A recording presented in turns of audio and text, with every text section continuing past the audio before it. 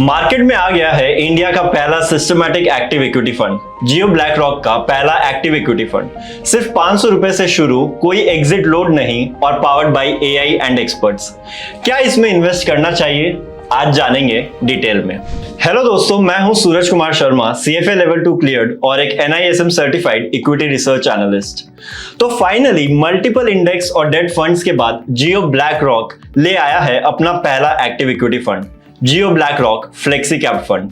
आज के इस वीडियो में हम ब्रेक डाउन करने वाले हैं फंड की इन्वेस्टमेंट स्ट्रैटेजी क्या है, क्या चीज इसे स्पेशल बनाती है, इसके रिस्क्स क्या है और सबसे बड़ा सवाल, क्या आपको इसमें इन्वेस्ट करना चाहिए या नहीं।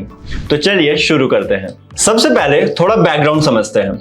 जियो ब्लैक रॉक एक जॉइंट वेंचर है रिलायंस ग्रुप की जियो फाइनेंशियल सर्विसेज और दुनिया के सबसे बड़े एसेट मैनेजर ब्लैक रॉक के बीच। रिलायंस ग्रुप हमेशा डिसरप्शन के लिए जाना जाता है और जियो फाइनेंशियल सर्विसेज का एम भी सिंपल है, फाइनेंशियल सर्विसेज को डेमोक्रेटाइज करना और हर इंडियन के लिए पॉकेट फ्रेंडली बनाना। दूसरी तरफ है ब्लैक रॉक, जिसके पास ग्लोबली 12.5 ट्रिलियन डॉलर्स AUM है और 40 प्लस साल का एक्सपीरियंस है सिस्टमैटिक इन्वेस्टिंग में। यानी एक तरफ भारत की कंज्यूमर रीच और दूसरी तरफ दुनिया का सबसे बड़ा एसेट मैनेजर, दोनों मिलकर ला रहे हैं ये फंड। अब तक AMC ने सिर्फ इंडेक्स और डेट फंड्स लॉन्च किए थे, लेकिन अब पहली बार एक्टिव इक्विटी NFO ला रहे हैं, जिसमें कम से कम 65% एलोकेशन इक्विटी या इक्विटी रिलेटेड इंस्ट्रूमेंट्स में होगा। अब जानते हैं फंड के बेसिक डिटेल्स के बारे में। फंड का नाम, जैसा कि मैंने कहा, Jio BlackRock flexi cap fund है। इसकी कैटेगरी की बात करें तो ये एक फ्लेक्सी कैप है, यानी लार्ज, मिड और स्मॉल कैप तीनों ही कैटेगरी में इन्वेस्ट करेगा डायनामिकली। NFO पीरियड 23 सितंबर से लेके 7 अक्टूबर तक ओपन रहेगा। बेंचमार्क की बात करें तो निफ्टी 500 टोटल रिटर्न इंडेक्स इसका बेंचमार्क है।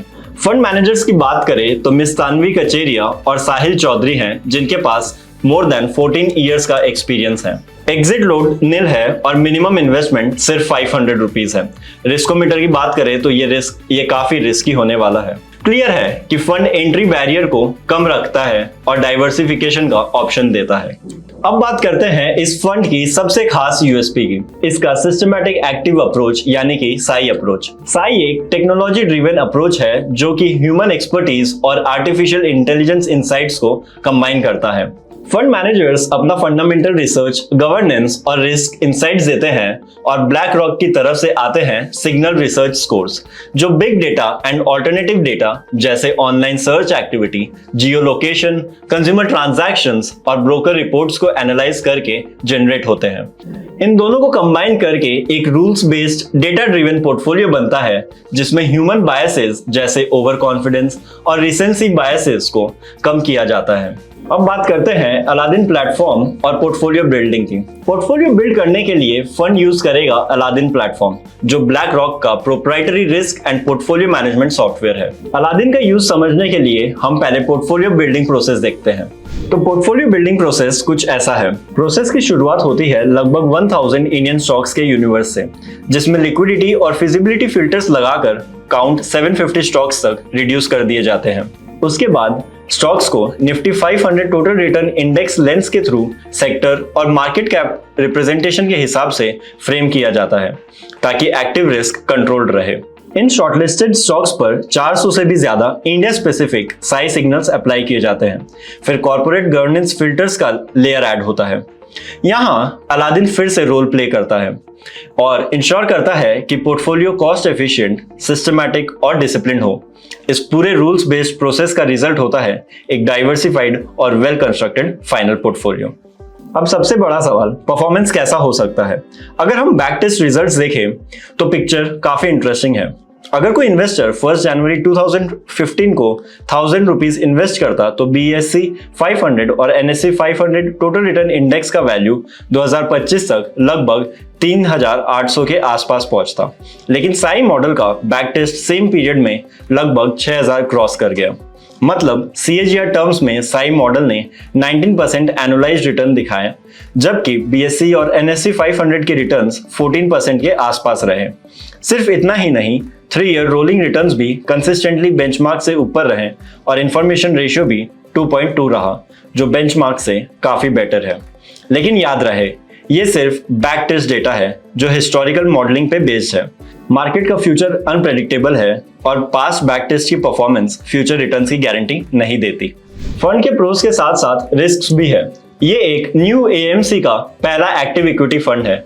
लाइव ट्रैक रिकॉर्ड अभी नहीं है। एआई मॉडल्स कभी कभी ओवरफिट होते हैं और हर मार्केट कंडीशन में काम नहीं करते। इक्विटी नेचर होने की वजह से वॉलेटिलिटी हाई होगी, स्पेशली शॉर्ट टर्म में। अगर फंड साइज बहुत बड़ा हो गया तो स्मॉल कैप्स में निम्बलनेस लूज हो सकता है। अब बात आती है कि इस फंड में किन्हें इन्वेस्ट करना चाहिए। वो इन्वेस्टर जिनका टाइम होराइजन काफी लॉन्ग है, सिर्फ 5 ईयर्स से ज्यादा, या फिर जो हाई रिस्क टॉलरेट कर सकते हैं, जो अपने पोर्टफोलियो में एक AI plus human approach fund चाहते हैं, या फिर जो डाइवर्सिफिकेशन लवर्स है क्योंकि फंड लार्ज, मिड, स्मॉल तीनों कवर करेगा।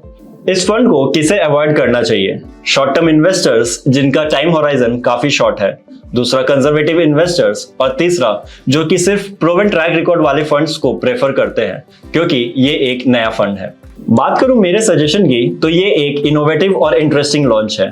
आप इसमें एक स्मॉल एलोकेशन से स्टार्ट कर सकते हो और परफॉर्मेंस को ट्रैक करते हुए ग्रेजुअली एलोकेशन बढ़ा सकते हो। वॉच लिस्ट और स्मॉल बेट के लिए ये एक अच्छा ऑप्शन है। तो दोस्तों, ये था हमारा detailed review Jio BlackRock flexi cap NFO का। आपका क्या कहना है? क्या एआई पावर्ड इन्वेस्टिंग इंडिया में सक्सेसफुल होगा? क्या ये फंड सिग्निफिकेंट रिटर्न्स जनरेट कर पाएगा? कमेंट्स में जरूर बताएं। वीडियो पसंद आए तो लाइक, सब्सक्राइब और शेयर करना ना भूलें। और हाँ, ये सिर्फ एजुकेशनल वीडियो है, फाइनेंशियल एडवाइस नहीं।